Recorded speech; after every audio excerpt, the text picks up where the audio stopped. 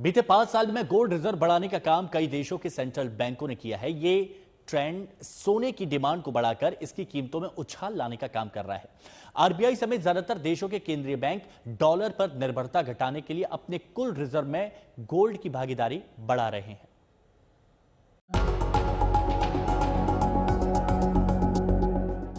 Gold को लेकर लोगों की दीवानगी भले ही इसकी ऊंची कीमतों के चलते कम हो रही है, लेकिन दिलचस्प बात यह है कि आरबीआई अपने गोल्ड रिजर्व को बढ़ाने में लगा है।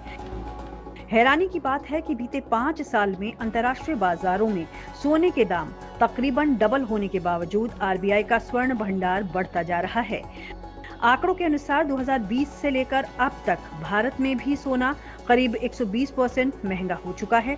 इस साल जनवरी से अब तक सोने के दाम 27% बढ़े हैं। अकेले अप्रैल में ही ये 6% महंगा हो चुका है।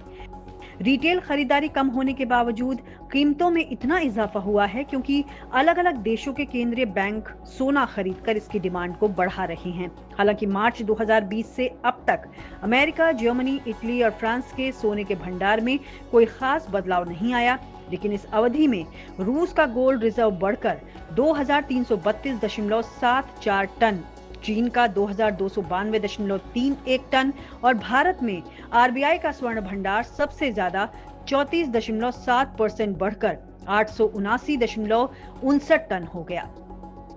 अगर आरबीआई की बीते 5 साल की खरीदारी के पैटर्न पर नजर डालें तो मार्च 2020 में आरबीआई के पास 653.01 टन सोना था, जो कुल विदेशी मुद्रा भंडार के 6.4% के बराबर रहा।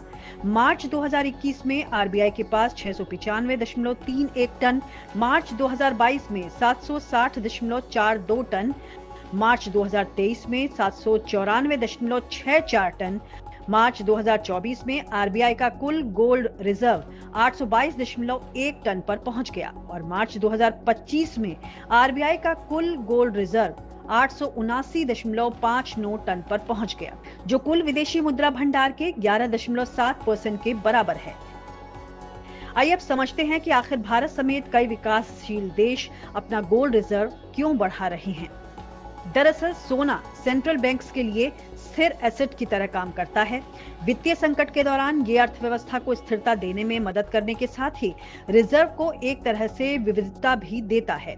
डॉलर को रिजर्व करेंसी का दर्जा हासिल है और दुनिया भर के कई बैंकों का लक्ष्य इस पर निर्भरता कम करना है, जिसमें सोना महत्वपूर्ण भूमिका अदा करता है। जानकारों के मुताबिक बदलते जियोपॉलिटिकल हालात के बीच भारत जैसे विकासशील देश अपने गोल्ड रिजर्व में लगातार इजाफा कर रहे हैं। फॉरेक्स रिजर्व में गोल्ड की हिस्सेदारी में लगातार इजाफा फॉरेक्स रिजर्व को डाइवर्सिफाई करने की रणनीति का भी हिस्सा है। आज तक ब्यूरो।